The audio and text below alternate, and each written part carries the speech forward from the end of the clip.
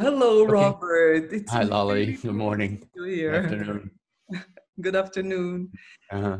Um, yeah, Robert, the reason I wanted to do this recording is because, well, we have known each other for almost 20 years, and Mhm. we are both continuum teachers, and you are a breathing expert, and I had the wonderful opportunity of joining your workshops and learning amazing things about breath.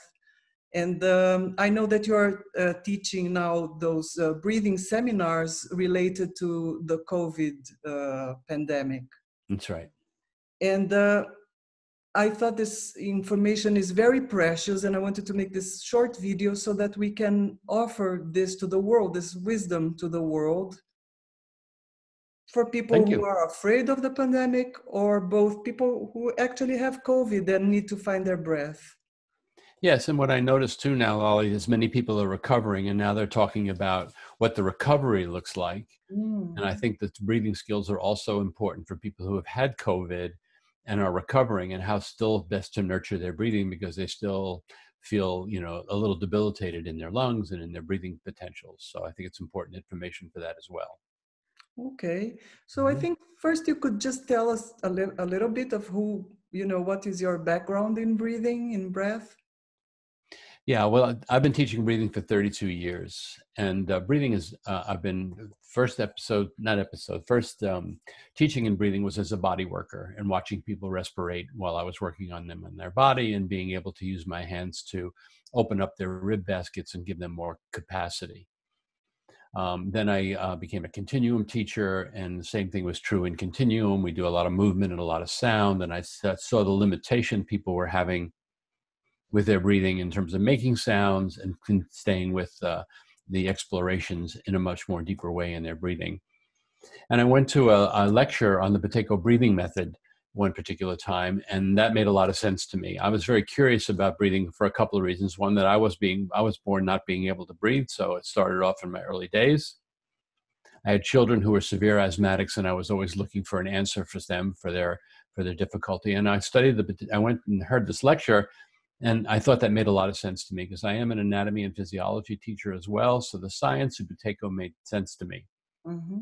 So in the early 2000s, I went to New Zealand and studied in a year-long program on how to teach the Buteyko method, which I eventually did, and became a trainer for other Buteyko educators.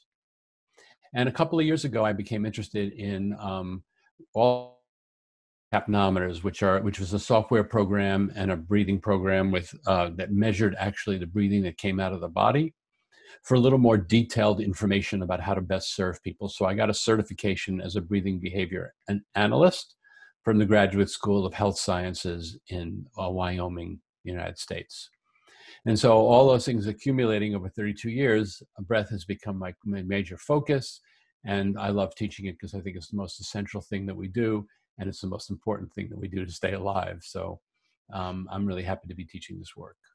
Well, I just noticed two things: that while you speak, you actually pause and you inhale through your nose. That's right. I do. For most important, thank you for noticing that, because really one of the most important things that we can do is use our nose for breathing and not our mouths for breathing. So we say in Buteyko, it's corny, but you breathe through your mouth as often as you eat through your nose. So most people don't eat through their nose, so you keep nose breathing. And the reason for that is there are many, many physiological effects that happen when you breathe through your nose that you cannot get when you breathe through your mouth.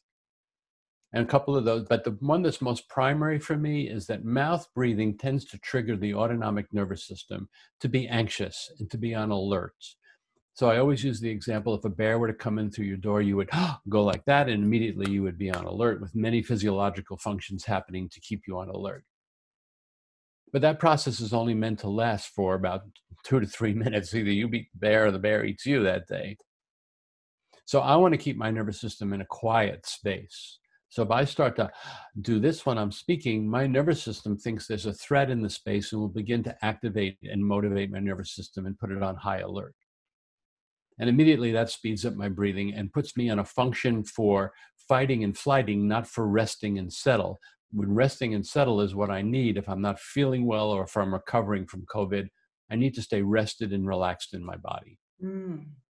So by perpetuating my nose breathing, even when I'm speaking, so the second rule of thumb that I put out for people, and this is an important one and can change everybody's life, is that you pace your activity level so that you can use your nose for breathing all the time. So if you're doing an activity where you feel like you have to open your mouth to keep up with yourself, you're moving too fast. And the same goes through with talking. When I feel like I run out of air, I close my mouth and breathe back from my nose. I give myself a break to take my breath in.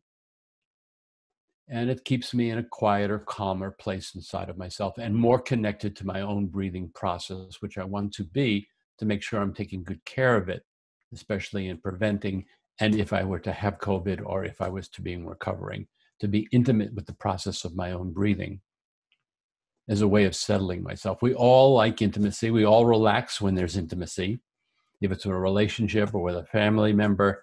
And so we can have that quality of intimacy with our own self through our breathing. So as soon as we turn our attention to the fact, just instead of looking at the screen, I just turn my attention automatically to, there I am breathing, I'm immediately connected to myself. I'm feeling my experience. And that's a very important piece for me, because as I feel my experience, in an intimate way, I want to treat myself kindly. I want to treat myself with care. So my breathing automatically connects to that desire and intention and slows down and gives my body a chance to fill up with air until I feel satisfied. And then I start to exhale. And in this case, exhaling is talking. And when I run out of air, I breathe back through my nose.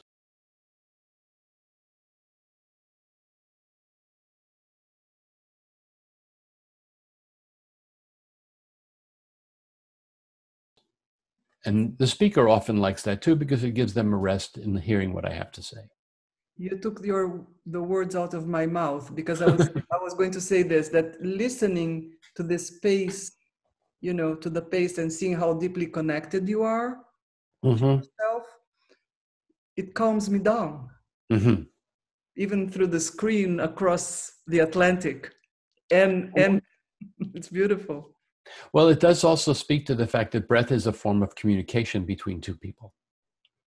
So when we're around somebody who's very anxious and they're breathing in a very anxious way, we get anxious. It's hard for us to self-regulate in calmness when somebody else is very anxious.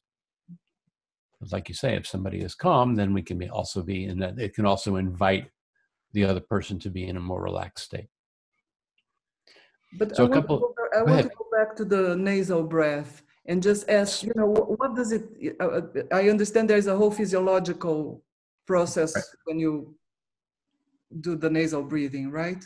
Right. There are some very common things that most people know and you may not know. And one is that it has a filtering mechanism. The nose and the sinuses and the hairs in the nose and the mucus, they all have this ability to filter what's coming into the nose down to about 0.5 microns, which is pretty small. Viruses are smaller, unfortunately, which is why we need to wear masks. But it does help keep some of the pollution out of our lungs. So if we breathe through our mouths, we take anything that's in the air directly into our lungs with no chance of filtering it at all, which makes the lungs more susceptible to infection and weaker. It also controls the temperature. So I like to say it this way, that the nose is the guardian of the lungs. So it filters for the lungs. It controls the temperature for the lungs. If it's too hot, it'll cool the air. If it's too cool, it'll add heat to the air, because there's a lot of blood in our face. It also controls the humidity. It can add moisture to the mucous membranes if it's too dry in the air, or pull some of the moisture out.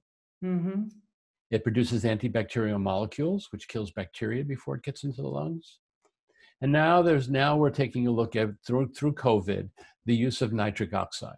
In the United States, they're using nitric oxide from a machine and putting it into the body, because nitric oxide in SARS in 2006 was discovered to kill the virus. So now hospitals in the US are using nitric oxide from outside sources to help kill the virus in the body. We make nitric oxide in our nose. So when we continue to nose breathe, we're supporting our own health by inhaling our own nitric oxide that gets made when we nose breathe. Okay. And there have been studies that if we hum for 20 minutes a day, we can increase nitric oxide production 15-fold. So, if you're preventing or you're sick and you have the energy to hum, be a good thing to do. Just throughout the day, hum a little bit. Make sure when you breathe back after humming, you breathe back through your nose. Don't grab for breath through your mouth, so that you can really take that nitric oxide that got produced in the nose and the sinuses and take it right down deep into your lungs. It helps open up the arteries so oxygen flows more easily. It's anti-inflammatory, so it helps control inflammation, and it's a bronchial dilator, so it helps open the airways. So it really facilitates the health of the respiratory system. So it's important for us to nose breathe for that particular reason. Robert, could you show us a little bit? How would you hum? How do you suggest? Just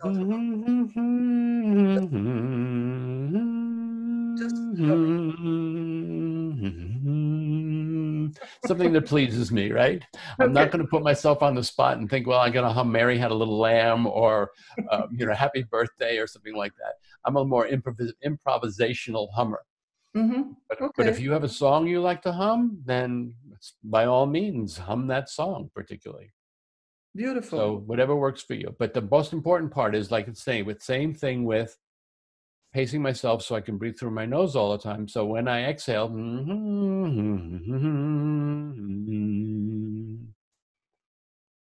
I breathe back through my nose so that I stay in that quieter place. And then the other benefit from humming is that it actually creates a lot of vibration in the tissues. Mm. And so when we're aware of that vibration in our tissues and we breathe back, those tissues begin to move with breath more easily also, because it's created some activity in the tissues. So now the tissues are awake and they go, let's breathe. And so you can feel more movement in those tissues after you hum, which helps deepen the breath and keep you quieter and slower in your breathing. Because I think one of the most important things about nasal breathing also, besides the fact that it does support healthy physiological chemistry, which helps support the delivery of oxygen to the cells, that's probably the most important part of nasal breathing, is that it facilitates the distribution of oxygen to the cells in the best way that it possibly can. And we need to be oxygenated. That's the biggest problem with COVID, that we lose our ability to oxygenate. So one of the ways that I really enjoy also nasal breathing is that when I put my attention on my breathing, it slows down. And so I like enjoying watching the relationship of the movements that happen in my body. Air is coming in my body, and my body is moving with that air. So that's my first step in becoming intimate with my breathing, is watching the movement that's taking place as I breathe in and out. And the body is very accommodating. When I'm watching the movement, it slows it down so I can see it better.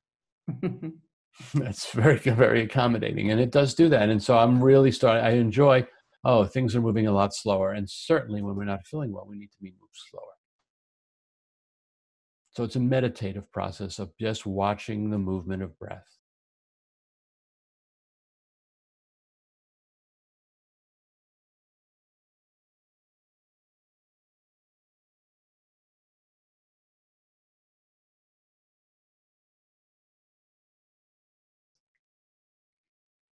It's beautiful what you're saying, because I understand when we are with difficulty in breathing in the inhale, there is the tendency of thinking that the breath is not a friend, is a foe, is your enemy. That's right. And when you are in a relaxed state, you are breathed. Mm-hmm. Air comes in easily. Mm-hmm. That's right. Yeah, go ahead. No, you're being breathed for sure. And to say the other side of that, breath is really your friend. It supports your life. You cannot live without it. It is life. Without a breath, you don't live. And we all know that, which is what makes COVID so frightening, is because we're threatened with the annihilation of our existence into death. So many people die from it. So we're frightened. And so we're frightened of the disease, and we're frightened of how it's carried. It pushes through the air. And so we're all on edge about, well, what do I do for myself? as best I can, which is why the stay at home has been so important, is because I put myself in less susceptible situations. And also why the masks are important now also, because it keeps the virus from moving in and out of my body. But yes, so let's talk about relaxation. So following the movement opens up the portal to say, okay, if I'm following movement, in my experience, it starts to settle me into having a body, into being in my body, how I can help support that process is that the two phenomenons that happen with the cycle of breath is when we breathe in, we're breathing air into our body and we become a little more buoyant, right? We've got air in our body. We're like a balloon. When we breathe out, that air is leaving and we notice a little bit more of our own weight, that we're not as buoyant. We're a little more dense, if you will. And then the exhale, that buoyancy of like a balloon that was floating in the air, when it loses its air, it's coming towards the earth. So I want to follow that movement down towards the earth or gravity, onto whatever I'm sitting on and wherever my feet are and wherever my hands are. So as I exhale, I notice more contact happening where I'm sitting, and I notice more contact with the floor where my feet are, and I notice a little more contact where my hands are resting on the chair.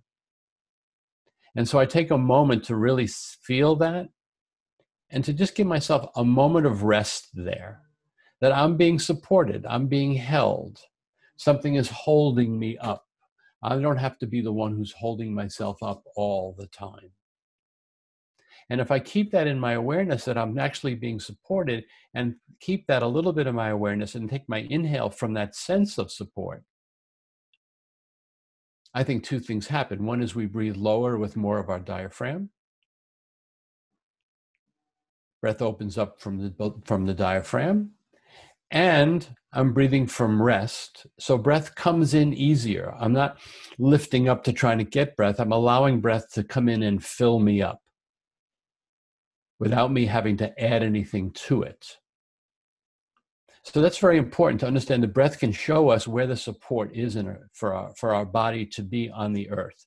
Because when we're anxious and we're way up here, we don't feel some support. So it makes us more anxious because we're lost in space, so to speak. But when we come down in the exhale and go, oh, wait a minute, there's that chair. Oh, wow, thank you. There's some support there. And I just keep it in my awareness and breathe. Breath arises from rest and support. And that's a much easier place to breathe from than trying to get breath into a very tight, small space when we're up and anxious in our bodies. There's more space down lower. I just remembered that many years ago in one of your workshops, you brought an image which I carry with me, all the time, which is that air is all around us. Air is soft, and air is right here. You don't have to, That's right. go gasp for air. It's right here. And so this is something that really shifted my breath. Nice, because there's an immediacy. Yeah. There's an immediacy that it's right here, and it's also that the availability is right in front of us or right underneath our noses. Which I just to say, I want to add this, that's the most important thing about wearing a mask, is that we have to orient to the fact that what we're breathing is right under our nose and inside a mask. It's not like all over here flowing wherever, it's inside right here. So it changes our reservoir of breathing, and we have to really accommodate that in our awareness. Oh, I'm breathing inside of something. Okay, well now I have to really be slower because it's got to come through the mask. If I try to grab for big, I'm going to start to increase my heart rate, increase my blood pressure to try to get more air. I have to breathe with what's available. It will filter through. And I just want to say this, the other big thing that happens for people who wear a mask is they overheat. And so what I tell people to do is at the end of your exhale, pause for a beat or two or a second or two and actually feel that heat leave the mask. And the carbon dioxide leave the mask. You won't sense that, but it will leave the mask. So that when you breathe back in the next breath slowly, through your nose, the air that's coming through the mask is not coming into a hot space. It's coming into a space that the heat has been dissipated, so you can feel more of the coolness of the air as it comes in.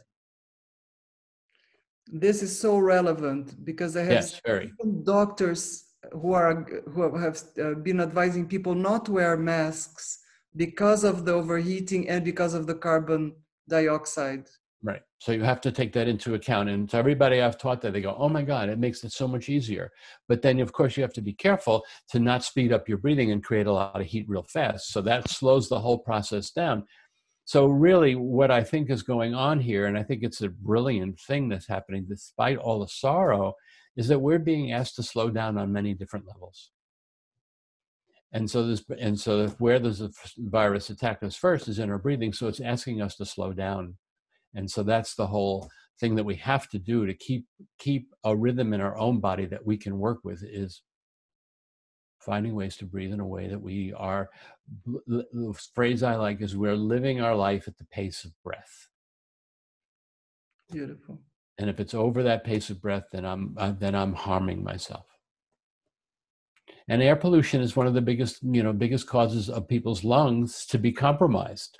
Is because people who are breathing air pollution consistently, like they are in Brazil, like they are in the US, like they are in China, makes their lungs much more susceptible. Mm-hmm. And so, it's caring for our own lungs and making sure they get treated right by using the nose for breathing, and learning how to relax by just, yes, I can be supported. I can be down and connected to the ground as I breathe in. And that really helps. And so that makes a more diaphragmatic breathing. It's the counterpoint to shallow breathing, which is up here. And because when we breathe down at the bottom of our lungs, like we're doing when we do this relaxation, there's more lung tissue down there. There's more blood down there. So there's more transfer of oxygen down there. So in the hospitals here in the United States, there's two things came up. One was the term recruitment, that many people who come in with shallow breathing are suffering more greatly than those who have a really healthy breathing system. Mm-hmm. So they ask those who are shallow breathing to find more lung recruitment, use parts of your lungs that you never use. And that's what we're doing here. Can we learn how to use mostly the back of our lungs and the lower parts of our lungs? Because there's more lung tissue back there. So if we are in a difficult situation, we can find space where maybe there is no space. In other words, COVID may come in and limit some of the space, but if we have this ability to follow the breath, feel it in our lungs, we can try to find places to breathe where there is room to breathe. If we have some facility with being able to manage the movement of our lungs and breath together and be in this relaxed place. The other thing I just want to say, Lolly, before you jump in, is that they were able to keep, and this is important, and it may have the information maybe in Brazil or not, and this is something Pateco said for many, many years, is that the best place to breathe, to get the most value out of your breath, is lying down on your belly. And so what that does is it compresses the front of the lungs, so makes you go to the back for more air, which I said before, there's more air, more lung space in the back than there is in the front. But most people are looking for air here in the front, and you can't get it there. So now they call that proning, and they've been able to keep people off ventilators by just putting them on their belly. Because their oxygenation increases, which is why they were on a ventilator in the first place, because they weren't getting enough oxygen to their cells. And proning facilitated that, which helped people stay off there. So if you're not feeling well, the best position, do not lie on your back, because you're compressing the back of the lungs where you need to breathe. Either lie on your side or on your belly if you can, for up to 4 to 8 hours a day. If you're not feeling well, the back is not the place to rest. You lose 40%. Yeah, you lose 40% of your lung function when you lie on your back, because your diaphragm is compressed by your belly viscera, your liver and whatnot. So it pushes up against the diaphragm when you lie flat on your back. So you can't get the full breath. So you want to get off your back for sure. So one of the things, I know it's relevant, so one of the things that I often speak about, and this is really old, this has been around for over 5,000 years, to help people teach them how to let their lungs breathe them. And it's a really simple thing that you practice, but eventually you'll learn how to do it without having to do this. but you think the syllable sa, S-A, while you're breathing in. You don't say it, you think it, because you'll hear it in your head. And you'll notice when you say sa, when you're breathing in,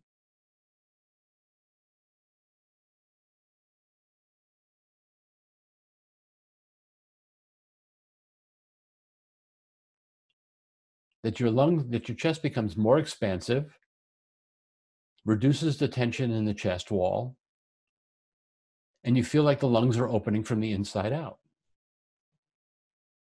And the air is being pulled through your nose. You're not having to exert a lot of energy to get air into your nose. Mm-hmm. So it reduces the airway resistance. So eventually you'll know how to do that yourself without saying it. And if you want a bigger breath, you just elongate the thinking of sa. And keep opening, and there's no stress there. This is amazing. This is thank you. Yeah. and the exhale, you think the syllable ha, H-A, and you let the air come out on your own. Just think the syllable. Just let the air empty your body. Don't push it out. Don't use any effort if you can in your nose or in your lungs. Let it leave. You see yourself get heavy, going towards the earth. You let that exhale finish itself until you feel the impulse for breathing in.